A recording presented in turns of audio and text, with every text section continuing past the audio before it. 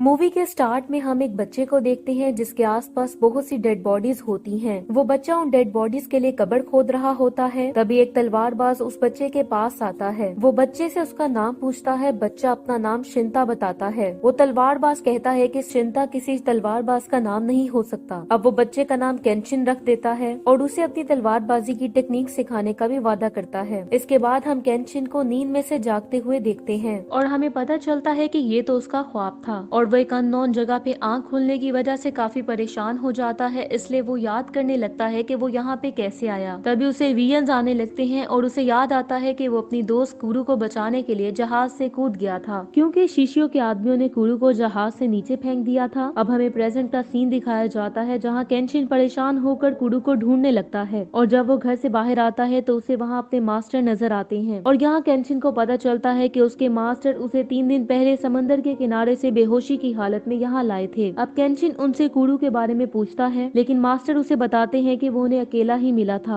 और जिस दिन वो उसे मिला था उससे एक दिन पहले काफी बड़ा तूफान आया था, इसलिए अगर कोई भी उसके साथ था तो वो यकीनन डूब के मर चुका होगा। ये सुनकर केंशिन काफी ज्यादा उदास हो जाता है और रोने लगता है। अब वो अपने मास्टर को उसे सीक्रेट स्वॉर्ड टेक्निक सिखाने के लिए कहता है, क्योंकि वो अपनी पुरानी टेक्निक से अपने सबसे बड़े दुश्मन शीशियो, जो कि एक पावरफुल बागी समुराई भी था, उसे नहीं हरा पा रहा था। ये सुनकर मास्टर उसकी रिक्वेस्ट मान लेते हैं। नेक्स्ट सीन में हम देखते हैं कि कुछ लोग नदी के किनारे काम कर रहे होते हैं, जहाँ पे अचानक से जहाज आ जाता है और वो जहाज गांव वालों पे बम फेंकने लगता है। अब हम शीशियों को देख पाते हैं जो कि उसी जहाज पे बैठा था, जो जंग का ऐलान कर देता है। इसलिए होम मिनिस्टर और बहुत से पॉलिटिशियन शीशियों से नेगोशिएशन करने के लिए उससे मिलने जाते हैं। शीशियो, जो कि पहले गवर्नमेंट के लिए ही काम करता था और गवर्नमेंट से बगावत करने की वजह से होम मिनिस्टर ईटो ने उसे पकड़ के टॉर्चर करने के बाद जला के मार दिया था, लेकिन शीशियो किसी तरह बच जाता है और बदला लेने के लिए अपनी पूरी आर्मी तैयार कर लेता है और इसीलिए उसने अब पूरी तैयारी के साथ जंग करने का ऐलान किया था। यहाँ शीशियो नेगोशिएशन के लिए आए होम मिनिस्टर के साथियों को मार देता है और ईटो को ये धमकी देता है कि वो केंशिन को पकड़ के उसके हवाले कर दे, नहीं तो वो टोक्यो पे अटैक कर देगा। इसलिए ईटो अपनी जान बचाने और टोक्यो को उसके अटैक से बचाने के लिए उसकी ऑफर एक्सेप्ट कर लेता है। इसी दबाव में आकर गवर्नमेंट केंशिन की तलाश शुरू कर देती है और केंशिन को फ्यूजिटिव डिक्लेयर कर दिया जाता है। दूसरी तरफ हम सागारा और केंशिन के बाकी दोस्तों को देखते हैं जो कि डोजो में होते हैं और जब उन्हें ये पता चलता है कि केंशिन को गवर्नमेंट ने फ्यूजिटिव डिक्लेयर कर दिया है तो वो काफी ज्यादा डिसअपॉइंट हो जाते हैं, लेकिन वो इस वजह से खुश भी थे कि केंशिन अभी तक जिंदा है। तभी वहाँ एक औरत आती है जो कि सागारा को बताती है कि कुरू जिंदा है और वो एक हॉस्पिटल में है। ये सुनकर वो फौरन से हॉस्पिटल जाने लगते हैं। दूसरी तरफ हम देखते हैं कि केंशिन के मास्टर उसे सीक्रेट टेक्निक सिखाने से पहले आजमा रहे होते हैं, लेकिन केंशिन बहुत ज्यादा कोशिश के बावजूद भी अपने मास्टर को हरा नहीं पा रहा था। इसलिए अब वो उसे अपनी मिस्टेक्स के बारे में सोचने का कहते हैं जो कि बचपन से अब तक वो करता हुआ आ रहा था। अब अगले दिन जब वो दोनों ट्रेनिंग के लिए जंगल में होते हैं तो केंशिन के मास्टर उसके साथ फाइट के लिए वुडन सॉर्ड की बजाय रियल सॉर्ड को यूज करते हैं और केंशिन पे कई जबरदस्त अटैक्स करने लगते हैं और ऐसा लग रहा था जैसे वो उसे मार देंगे। अब केंशिन जब ये फाइट भी हार जाता है तो आखिर उसे उस मिस्टेक का पता चल जाता है जो मास्टर उसे बताना चाह रहे थे और उसे ये रियलाइज होता है कि एनिमीज के साथ फाइट के दौरान उसे कभी भी डेथ का खौफ नहीं होता। यहाँ मास्टर उसे ये एक्सप्लेन करते हैं कि उसकी पास की मिस्टेक्स ने उसे काफी ज्यादा वीक कर दिया है और इसलिए उसमें मौत का खौफ अब खत्म हो गया था। मास्टर केंशिन को बताते हैं कि उसे सरवाइव करने के लिए स्ट्रॉन्ग विल की जरूरत है और स्ट्रॉन्ग होने के लिए उसे अपनी हैप्पीनेस के बारे में सोचना स्टार्ट कर देना चाहिए। नेक्स्ट सीन में हम देखते हैं कि सागारा कुरू को ढूंढने के लिए हॉस्पिटल जाता है, लेकिन कुरू उन्हें वहाँ पर नहीं मिलती क्योंकि वो केंशिन को ढूंढने के लिए बीच पे आ गई थी। थोड़ी देर ढूंढने के बाद सागारा को कुरू मिल जाती है जो कि अभी पूरी तरह से रिकवर नहीं हुई थी। यहाँ जब उसे केंशिन के बारे में पता चलता है तो वो टोक्यो जाकर उसे ढूंढने का डिसाइड करते हैं और वहाँ से निकल पड़ते हैं। दूसरी तरफ आर्मी शीशियों से फाइट की तैयारी कर रही होती है, जबकि दूसरी तरफ केंशिन, जिसने अपने मास्टर की हेल्प से सीक्रेट फाइटिंग टेक्निक सीख ली थी, वो वहाँ से जाने ही लगता है। तभी मिसाओ उसे ढूंढते हुए किसी तरह वहाँ पहुँच जाती है और उसे कुरू के बारे में बता देती है। साथ ही वो उसे ये भी बताती है कि गवर्नमेंट ने उसे शीशियों के कहने पर फ्यूजिटिव डिक्लेयर कर दिया है ताकि वो उसे पकड़कर शीशियों के हवाले कर सके, जो कि उसे सब लोगों के सामने एग्जीक्यूट करना चाहता था। अब उनके वहाँ से जाने से पहले मास्टर केंशिन को कहते हैं कि लड़ने की चाहत ही असल तलवार होती है और वो सब लोगों को शीशियों से बचाने के लिए भी कहते हैं। नेक्स्ट सीन में जब वो लोग डोजो पहुँचते हैं तो उन्हें पता चलता है कि वो बूढ़ा आदमी अपनी जगह से गायब है। असल में वो बूढ़ा आदमी आओसी से लड़ने गया होता है जो कि केंशिन से बदला लेना चाहता था। अब वो बूढ़ा आदमी क्योंकि पूरी तरह रिकवर नहीं हुआ था, इसलिए आओसी उसे बड़ी आसानी से हरा के आगे बढ़ जाता है। तभी वहाँ केंशिन और मिसाओ भी पहुँच जाते हैं और केंशिन केंशिन को देखते ही उनमें फाइट स्टार्ट हो जाती है और एक जबरदस्त फाइट के बाद केंशिन अपने मास्टर की सिखाई हुई टेक्निक्स को यूज करते हुए आउसी को हराने में कामयाब हो जाता है। लेकिन वो उसे जान से नहीं मारता और उसे कहता है कि अगर वो बादशाही का टाइटल हासिल करने के लिए उसे दोबारा फाइट करना चाहता है तो वो उसका चैलेंज एक्सेप्ट करने के लिए तैयार है। फिर हम देख पाते हैं कि वो बूढ़ा आदमी वहीं पे मर जाता है। मिसाओ रोते हुए केंशिन को जापान की खातिर आगे बढ़ने का कहती है, जिसके बाद केंशिन वहाँ से चला जाता है और एक नाव में कुरु के दोजो की तरफ अपना सफर स्टार्ट कर देता है। नेक्स्ट सीन में हम देखते हैं कि मिसाओ आउसी को अपने घर ले आती है, जहाँ पे आउसी उसे खुद को मारकर बूढ़े आदमी का बदला लेने का कहता है, लेकिन मिसाओ ऐसा नहीं करती और उसे जिंदा छोड़ देने का फैसला करती है। दूसरी तरफ केंशिन कुरु के डोजो पहुँच जाता है और उसे वहाँ मेगुमी मिलती है, जो कि केंशिन को देख के काफी ज्यादा खुश हो जाती है और उसकी बुरी हालत को देख के वो उसे कुछ कपड़े देती है, जिन्हें पहनकर वो डोजो में कदम रखता है और अंदर आते ही उसे कुरु की बातें याद आने लगती हैं, जो कि उससे कहा करती थी कि तलवार जान लाती है। तभी अचानक से बहुत सारे पुलिस वाले केंशिन को पकड़ने के लिए वहाँ पहुँच जाते हैं। केंशिन उनसे लड़ने की कोशिश करता है लेकिन फिर रुक जाता है। केंशिन को ये एहसास हो जाता है कि उसकी जंग तो शीशियों से है, पुलिस वालों से नहीं, इसीलिए वो अपनी तलवार नीचे रख देता है और खुद को पुलिस के हवाले कर देता है, जिसके बाद सभी पुलिस वाले उसे पकड़ कर ले जाते हैं। यहाँ एक डॉक्टर शीशियों से कहता है कि तुम्हारा शरीर 15 मिनट से ज्यादा नहीं लड़ सकता, अगर 15 मिनट से ज्यादा लड़ेगा तो वो गर्म हो जाएगा और जलने लगेगा। इस बात पर शीशियो बड़ी शांत से हंसकर कहता है कि मेरे लिए 15 मिनट काफी हैं। उसके बाद केंशिन हमें पुलिस हेडक्वार्टर में दिखाया जाता है। पुलिस केंशिन को छोड़कर एक रूम में भेजती है।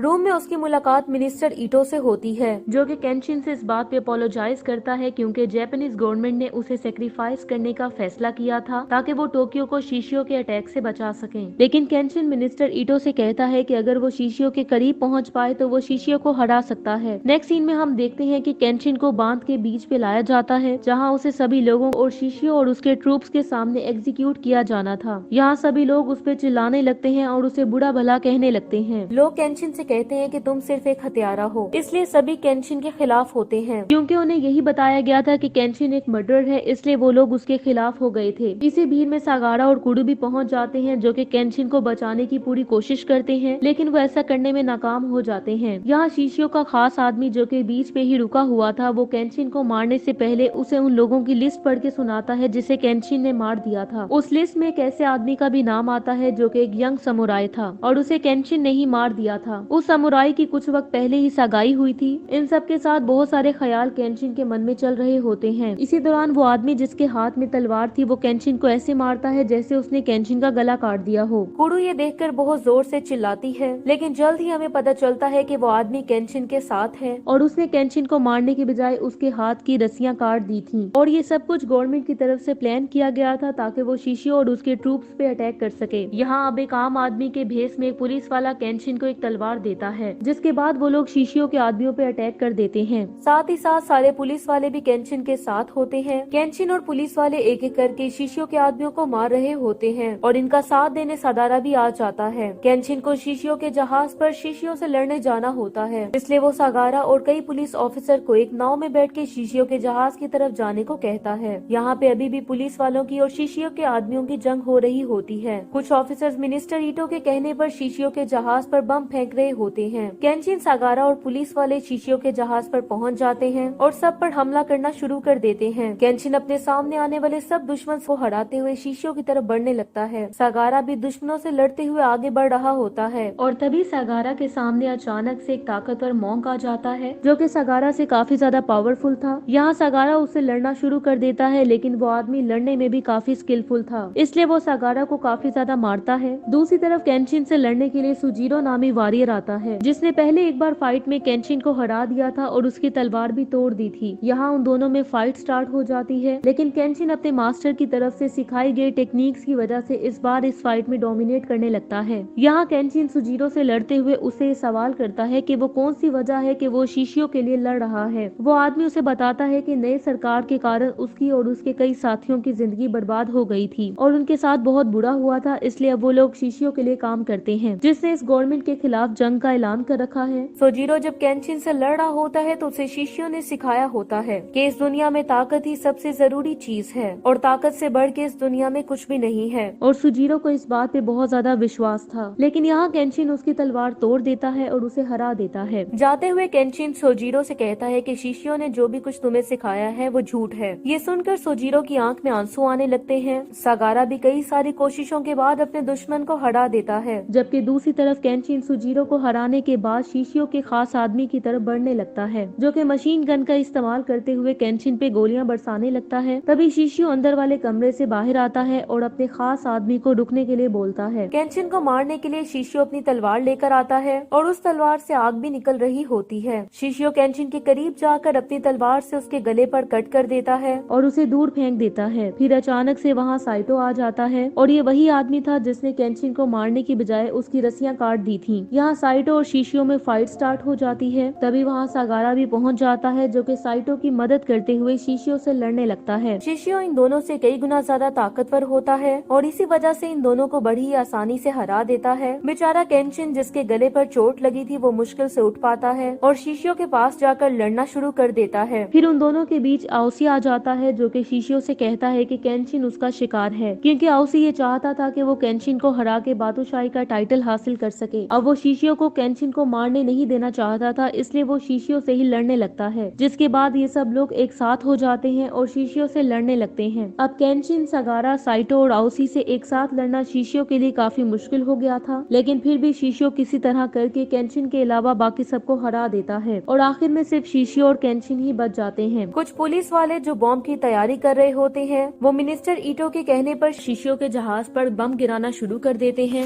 जैसा कि पहले बताया गया था कि शीशियो के पास 15 मिनट होते हैं, इसलिए वो कमजोर पड़ने लगता है और वो 15 मिनट भी खत्म होने वाले थे। आखिर में सिर्फ शीशियो और केंशिन बच जाते हैं। अब इससे पहले कि उन दोनों में फाइट दोबारा स्टार्ट होती, तभी वहाँ शीशियो की प्रेमिका यूमी आ जाती है, जो कि इस फाइट को रोकने के लिए केंशिन से रिक्वेस्ट करने लगती है। और जैसे ही वो केंशिन के करीब पहुँचती है तो तभी अचानक से शीशियो अपनी तलवार से उसे स्टैब कर देता है, जो कि यूमी के अंदर से गुजरकर केंशिन को भी लग जाती है। और शीशियो ने अपने दुश्मन को मारने के लिए अपने प्यार को भी कुर्बान कर दिया था। जिसके बाद वो फिर से केंशिन से लड़ने लगता है, लेकिन इस बार केंशिन उस पे भारी पड़ता है और उसे उठा के दूर फेंकता है। अब शीशियो के 15 मिनट भी पूरे हो चुके होते हैं, इसलिए वो अपनी प्रेमिका यूमी के पास जाकर बैठ जाता है। जिसके बाद शीशियो धीरे धीरे जलने लगता है। मरने से पहले वो केंशिन से कहता है कि वो नर्क में केंशिन का इंतजार करेगा। ये कहकर वो जलकर मर जाता है। जो बॉम्ब जहाज पर गिराए जा रहे होते हैं, वो पूरे तरीके से जहाज को तबाह कर देते हैं। सागारा, आओशी, केंशिन, साइटो सब बचकर नाव में आ जाते हैं। वहाँ पे कई सारे पुलिस ऑफिसर्स केंशिन का इंतजार कर रहे होते हैं, जो कि केंशिन की बहादुरी और टोक्यो को शीशियो के अटैक से बचाने में उनकी हेल्प करने के कारण उसे सलामी देते हैं। यहाँ ईटो उसे ये भी बताता है कि केंशिन को फ्यूजिटिव की लिस्ट से निकाल दिया गया है और उस पर से मर्डर का टाइटल भी हटा दिया गया है। आखिर में हमें केंशिन और कुरु बात करते हुए दिखाई देते हैं, जहाँ पे कई सारे लोग प्रैक्टिस कर रहे होते हैं। इसी के साथ ये मूवी एंड हो जाती है। Thank you so much for watching.